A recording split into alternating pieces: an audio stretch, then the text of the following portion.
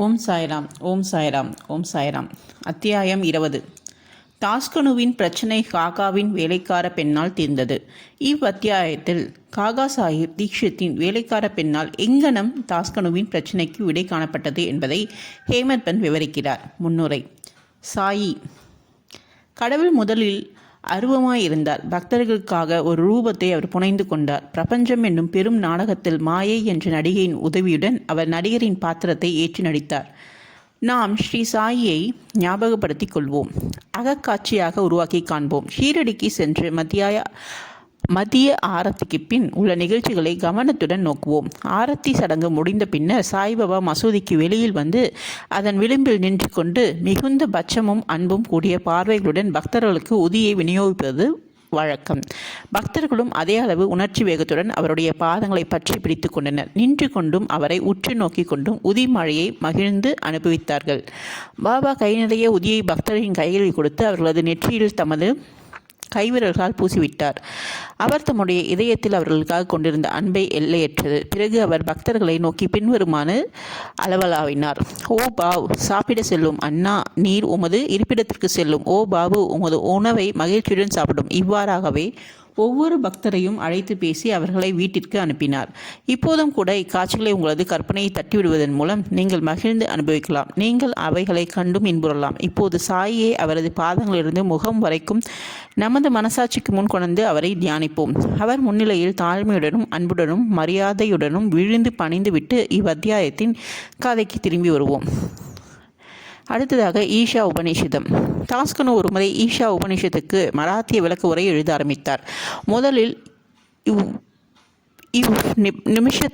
நிஷபத்தை பற்றிய சுருக்கமான கருத்து ஒன்றை மேற்கொண்டு தொடரும் முன் கூறுவோம். வேத சம்ஹிதையின் மந்திரங்களில் அது உள்ளடக்கப்பட்டிருந்ததால் அது மந்த்ரோபினிஷதம் என்று அழைக்கப்படுகிறது. வாசனேஷ்ய சிம்ஹிதையின் யஜுர் வேதம் இறுதியான அல்லது 40வது அத்தியாயத்தை இணைத்து உருவாக்குவதால் வாசனையே ஹிம் தோபனிஷித் என்று அழைக்கப்படுகிறது. பிரம்மணங்களிலும் ஆரண்யங்களிலும் மந்திரங்கள், வைதிக சடங்குகள் பற்றி விளக்கும் யாகிக்கியங்கள் காணப்படும் வேத சம்ஹிதைகள் உள்ளடக்கப்பட்டிருப்பதால் இதுவே மற்ற எல்லா உபநிஷதங்களையும் விட சிறப்பானது என்றும் கருதப்படுகிறது. இது மட்டுமன்று, மற்ற உபநிஷதங்கள் எல்லாம் ஈஷா உபநிஷத்தில் சுருக்கமாக கூறப்பட்டிருக்கும் உண்மைகளை பற்றிய வியாக்கியானங்களாகும் என்று எண்ணப்படுகிறது. உதாரணமாக, உபநிஷத்திலேயே பெரிதான பிருத்துதாரண்ய உபநிஷமாவது ஈஷா உபநிஷத மூலத்தோடு இணைந்த விளக்க உரை என்று பண்டிட் சத்வவேலர் கருதுகிறார். Professor R.D. ரானடே கூறுகிறார். ஈஷா உபநிஷம் ஒரு சிறிய உபநிஷமாகும். இருப்பினும் அசாதாரணமாக துளைத்து உட்செல்லும் ஆழ்ந்த நுண்ணறிவு திறத்தை காட்டுகின்ற பல குறிப்புகளையும் அது பெற்றிருக்கிறது. 18 செயல்களுள் குறுகிய வட்ட பரப்பில் ஆத்மாவை குறித்து மதிப்பு மிக பெற்ற நிலை உணர்வு சார்ந்த வர்ணனையை தீயென செய்ய தூண்டும் மயக்கங்களும் கவலைகளுக்கும் இடையில் கலக்கமுறாத முழு நிலவு வாய்க்கப்பட்ட கர்மயோகம் என்னும் போதனை தொகுப்பிற்கு முன்னாடியான அறிவிப்பை இறுதியாக ஞானம், கர்மம் இவைகளின் தகுதிகளை பற்றிய கருத்து முரண்பாடு நீக்கத்துக்குரிய ஒரு விளக்கத்தை அளிக்கிறது. ஞானம், கர்மம் என்ற எதிரிகளின் வாத பொருத்தமுடைய கூட்டு இணைப்பே உபனிஷத்தின் ஆணிவேரில் உறைந்திருக்கும் மிக மிக மதிப்புள்ள கருத்தாகும். உயர்நிலை இணைப்பாகத்தின் போது பேதம் துடைத்தளிக்கப்படுகிறது. அவர் மற்றுமொரு இடத்தில் நீதி, மறை, மெய்மை, நுண்பொருள் கோட்பாடில் இவைகளின் ஒருமித்த கலவையே ஈஷா உபநிஷத்தின் பாடல்கள் என்று கூறுகிறார்.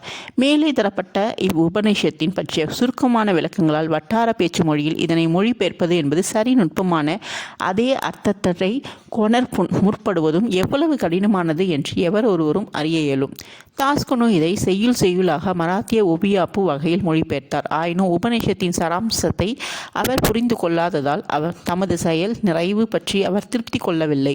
மன நிறைவுடையவராய் சில அறிஞர்களை தனது சந்தேகங்கள் பற்றியும் கஷ்டங்களை பற்றியும் கலந்து ஆலோசித்து அவர்களுடன் அதை பற்றி மிகவும் விரிவாக விவாதித்தார். அவர்கள் அவைகளுக்கு விடை காணவும் இல்லை. அறிவாராய்ச்சி முறை சார்ந்தோ திருப்தி அடைவதாகியோ விளக்கமும் அளிக்கவில்லை. எனவே தாஸ்கனு இதனை பற்றி சிறிது மன ஒளிவுடன் இருந்தார். அடுத்ததாக சத்குரு ஒருவரை விளக்கமளிக்க உரிமையும் தகுதியும் உடையவர்.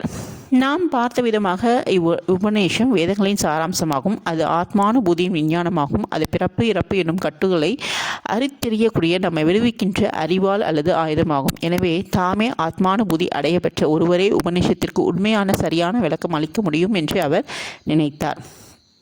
தாஸ்கனுவை ஒருவரும் திருப்திப்படுத்த இயலாத போது சாய்பாபாவை இது விஷயமாக அவர் கலந்து ஆலோசிக்க முடிவு செய்தார். ஷீரடிக்கு போக அவருக்கு ஒரு சந்தர்ப்பம் நேரிட்ட போது சாய்பாபாவை அவர் கண்டார். அவர் முன் விழுந்து பணிந்தார். ஈஷா உபநிஷத்தை பற்றிய தனது கஷ்டங்களை தெரிவித்து அதை பற்றிய சரியான தீர்வு தரும்படி அவரை வேண்டிக் கொண்டார். சாய்பாபா அவரை ஆசீர்வாதத்துக்குரியதாவது, நீ கவலைப்பட வேண்டியதில்லை. விஷயத்தை பற்றி எவ்வித கஷ்டமும் இல்லை. நீ வீட்டிற்கு திரும்பி போகும் வழியில் விலோபோர் லேலில் காகா சாஹிப் தீஷத்தின் வேலைக்காரி உனது சந்தேகங்களை தீர்த்து வைப்பாள். பாபா இதை சொல்லும்போது அங்கிருந்து இதனை கேட்டுக்கொண்டிருந்த மக்கள் பாபா வேடிக்கை செய்கிறார் என்றும், கல்வி அறிவற்ற வேலைக்காரி ஒருத்தி இவ்வாறான சிக்கல்களை எங்கனும் தீர்த்து வைக்க முடியும் என்றும் சொல்லிக் கொண்டனர். ஆனால் தாஸ்கனுவோ வேறு விதமாக எண்ணினார். பாபா எதை பேசிய போதும் அவைகள் உண்மையிலே நிறைவேறியே தீரும். பாபாவின் சொல்லே பிரம்மத்தின் ஆணை பத்திரமாகும் என்பதை அவர் உறுதியாக இருந்தார். அடுத்ததாக காகாவின் வேலைக்காரி. பாபாவின் மொழிகள் முழுமையாக நம்பிக்கை கொண்டு ஷீரடியை விட்டு அவர் விலேபோர்லுக்கு பம்பாயின் புறநகர் பகுதியான வந்து காகா சாஹிப் தீஷித்திடம் தங்கினார். அடுத்த நாள் காலை தாஸ்கனு மகிழ்வாக ஒரு சிறு துயில் கொண்டிருக்கும் போது சிலர் அவர் வழிபாடு செய்து கொண்டிருக்கும் போது என்று கூறினார். ஒரு ஏழை பெண் அழகான பாடல் ஒன்றை இனிமையான குரலில் பாடிக்கொண்டிருந்தாள். பாடலின் உட்பொருளாவது, கருஞ்சிவப்பு கலர் புடவை, அது எவ்வளவு நன்றாக இருக்கிறது, அதன் எம்ப்ராய்டரி வேலை எவ்வளவு நேர்த்தியாக இருக்கிறது, அதன் முந்தானையும் பார்டரும் எவ்வளவு அழகாக இருக்கிறது என்பதாக அவரை வெளியே ஈர்க்கும் அந்த அளவிற்கு பாடலை அவர் விரும்பினார். வெளியே வந்து பார்த்தபோது காகா சாஹிப்பின் வேலைக்காரனான நாமியாவின் சகோதரியான ஒரு சிறுமியால் அது பாடப்பெற்றதை கண்டார். அப்போது அச்சிறுமி பாத்திரம் கழுவிக்கொண்டிருந்தாள். அவளது மேனியில் கிழிந்த கந்தை ஒன்றே இருந்தது.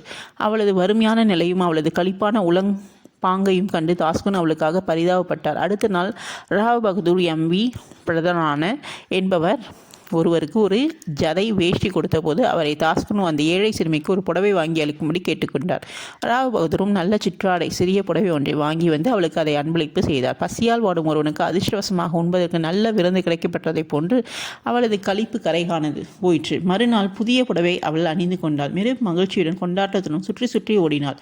சுழன்று நடனமாடினாள். மற்ற சிறுமிகளுடன் புகடி விளையாடி அவர்களை எல்லாம் வென்றார். அதற்கடுத்து நாள் புதிய புடவையை வீட்டில் பெட்டியை வைத்துவிட்டு தனது பழைய கிழிந்த கந்தையை அணிந்து விட்டார். ஆனால் முன்தினம் காணப்பெற்ற மாதிரியே அதே அளவு ஆனந்தத்துடன் காணப்பட்டார். இதை கண்ணுற்ற தாஸ்கனின் இரக்க உணர்ச்சி புகழ்ச்சியாக மாறியது. அச்சிறுமி ஏழையாதலால் கிழிச்சல் கந்தலையே அணிய வேண்டும். ஆனால் தற்போது அவளிடம் ஒரு புது புடவை இருக்கிறது. அதை அவள் பத்திரப்படுத்தியிருக்கிறாள். பழைய கந்தலையை உடுத்தியும் எல்லளவும் துன்பமும் மனச்சோவோ இல்லாதபடி அவற்றை அவள் தாங்கிக் கொண்டாள். இவ்வாறாக நமது இன்ப துன்ப உணர்ச்சிகள் எல்லாம் நமது மனதின் பாங்கை பொறுத்தே இருக்கின்றன என்பதை அவர் உணர்ந்தார்.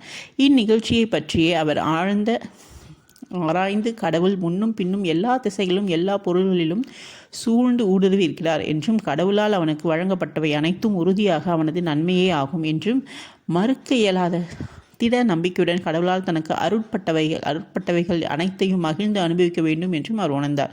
இக்குறிப்பிடப்பட்ட சந்தர்ப்பத்தில் ஏழை சிறுமியின் வறுமை நிலை, அவளது கிழிச்சல் கந்தை, புது புடவை, அதை அன்பளித்தவர், அன்பளிப்பை பெற்றவள், அதனை ஏற்றுக்கொள்ளுதல் எல்லாம் கடவுளின் கூறுகளை அவரே எல்லாவற்றிலும் ஊடுருவி பறந்திருக்கிறார். இவ்விடத்தில் தாஸ்கனு உபனிஷத பாடத்தின் நடைமுறை சான்று விளக்கினை பெற்றார். எது நேரினும் அது கடவுளின் ஆணை என்றும், கடை முடிவாக அது நமக்கு தன்மை அளிக்கும் என்று தமக்குரிய வாயிலும் திருப்தி கொள்ளுதல் ஆகிய பாடமுமே ஆகும். அடுத்ததாக தண்ணீரில்லா போதனை முறைமை. மேற்கூறிய நிகழ்ச்சியிலிருந்து பாபாவின் வழிகள் தனித்தன்மை வாய்ந்தன, மற்றவனென்று மாறுபாடவை என்றது வாசகர்கள் காண்பார்கள். பாபா ஒருபோதும் ஷீரடியை விட்டு சென்றதே இல்லையாயினும் அவர் சிலரை மச்சிந்திர காட்டுக்கும் சிலரை கோலாப்பூர் அல்லது ஷோலாப்பூருக்கு சாதனைகள் பயில்வதற்கும் அனுப்பினார். சிலருக்கு தமது வழக்கமான ரூபத்தில் தோன்றினார். சிலருக்கு விழிப்பு நிலையிலோ அல்லது கனவிலோ இரவிலோ அன்றி பகலிலோ தோன்றி அவர்களின் ஆசைகளை பூர்த்தி செய்தார். தமது அடியவர்கள் பாபா உபதேசிக்க கையாண்ட எல்லா வழிகளையும் விவரிப்பதென்பது இயலாத காரியம். இக்குறிப்பிட்ட விஷயத்தில் அவர் தாஸ்கனுவை விலேபார்லைக்கு அனுப்பினார். அங்கே வேலைக்காரியின் மூலம் அவரது பிரச்சனையாக பாபா தீர்த்து வைத்தார். தாஸ்கனுவை வெளியே அனுப்பியிருந்த வேண்டியதில்லை. நேரடியாகவே பாபா அதை அவருக்கு கற்பித்திருக்கலாம் என்று கூறுவோருக்கு பாபா சரியான அல்லது மிகச்சிறந்த வழியை பின்பற்றினார் என்று நாம் கூறுகிறோம். அல்லாவிடில் ஏழை சிறுமியும் அவளது புடவையும் கடவுளால் வியாபிக்கப்பட்டிருக்கிறது என்னும் பெரியதோர் பாடத்தினை தாஸ்கனு எவ்வாறு தான் கற்றிருக்க முடியும்? உபநேஷத்தை பற்றிய மற்றொரு உயர்ந்த பகுதியை கூறி அத்தியாயத்தை முடிக்கின்றோம். அடுத்ததாக ஈசாவின் நீதி. ஈசா உபநேஷத்தின் முக்கிய அம்சங்களில் ஒன்று. அது அளிக்கும் நீதி போதனைகள் நுண்பொருள் கோட்பாட்டில் நிலைகளை குறித்து உபநிஷதங்களில் காணும் முன்னேற்றத்தை அடிப்படையாக கொண்டு நிச்சயமாக உபநேஷத்தின் நீதியும் அமைக்கப்பட்டுள்ளது. உபநிஷத்தின் ஆரம்ப மொழிகளை கடவுள் எங்கும் வியாபித்திருக்கிறார் என்பதை நமக்கு அறிவிக்கின்றன. இந்த நுண்பொருள் கோட்பாட்டில் நிலையென்று தெளியப்பட்ட முடிவிலிருந்து கிளைத்தெழும் பிரிதோர் முடிவாக அது அளிக்கும் நீதி போதனை. அவரே ஆண்டும் நிலவியுள்ளார். தனக்கு கடவுளால் அருளப்பட்ட எவையும் நிச்சயமாக நன்மையாகவே ஆனது என்னும் உறுதியான நம்பிக்கையில் கடவுள் தனக்கு அருளிய அவற்றையும் மகிழ்ந்து அனுபவிக்க வேண்டும். பிறர் பொருளை கண்டு பேராசைப்படுவதை உபநிஷதம் தடுக்கிறது என்பது இயல்பாகவே தொடர்ந்து அறியப்படுகிறது. யாதாயினும் கடவுளின் ஆணை என்றும், எனவே அது நமக்கு தன்மை அளிக்கும் என்ற நம்பிக்கையில் நமக்குள்ளவைகளை கண்டு நாம் திருப்தி அடைய வேண்டும் என்று நாம் பொருத்தமாகவே அறிவுறுத்தப்படுகிறோம். மற்றும் ஒரு நீதி போதனை யாதெனும் சாஸ்திரங்களில் சிறப்பாக குறிப்பிடப்பட்டிருக்கும் அக்கருமங்களை ஆண்டவரது சங்கல்பத்தினை அடக்கத்துடன் ஏற்றுக்கொள்ள வேண்டும் என்ற நம்பிக்கை கொண்ட மனப்பாங்குடன் மனிதன் தனது வாழ்நாளை எப்போதும் கர்மம் செய்து கொண்டிருப்பதிலே கழிக்க வேண்டும் என்பதே ஆகும். செயலின்மை என்பது உபதேசத்தின்படி நமது ஆன்மாவை அரிக்கும் புழுவாகும். மனிதன் இம்முறைப்படி கர்மங்கள் புரிவதாலே தனது வாழ்நாளை கழிக்கும் போது மட்டுமே நைஷ்காமியம் என்கின்ற முழு நிறைநிலையை எய்துவது என்ன இயலும். முடிவாக அதன் வாசங்கள் கூறுவதாவது: ஆத்மாவினுள் அனைத்து ஜீவராசிகளையும் அனைத்து ஜீவராசிகளுக்குள்ளும் ஆத்மாவையும் காண்கின்றவன் உண்மையில் அனைத்து ஜீவராசிகளும் மற்றும் உள்ளதாயிருக்கும் ஒவ்வொரு பொருளும் ஆத்மாவே ஆகிவிட்ட அப்பேற்பட்ட மனிதன் எங்கனம் மயக்க நிலைக்கு ஆட்கொள்ள இயலும்? ஆழ்ந்த மன துயரமடைவதற்கு அவனுக்கும் அடிப்படை காரணம் யாதாக இருக்க முடியும்? வெறுப்புணர்வு, சித்தத்தின் மயக்கம், ஆழ்ந்த மன துயரம் யாவும் ஆத்மாவை யாண்டும் தரிசிக்க இயலாத நமது பண்பிலிருந்தே கிளம்புகின்றன. ஆயின் எவனொருவன் அனைத்து பொருள்களும் ஏகத்தையே ஒருமையை தெளிவாக உணர்கின்றானோ, எவனுக்கு ஒவ்வொரு பொருளும் ஆத்மாகிவிட்டதோ, அதன் உண்மையின் காரணமாக மனித இனத்தின் குறைபாடுகளினால் இனி ஒருபோதும் பாதிக்கப்படாதவனாகிறான். ஸ்ரீ சாயே பணிக அனைவருக்கும் சாந்தி நிலவட்டும். ஓம் சாய்ராம், ஓம் சாய்ராம், ஓம் சாய்ராம். அடுத்த அத்தியாயத்தில் சந்திப்போம். நன்றி.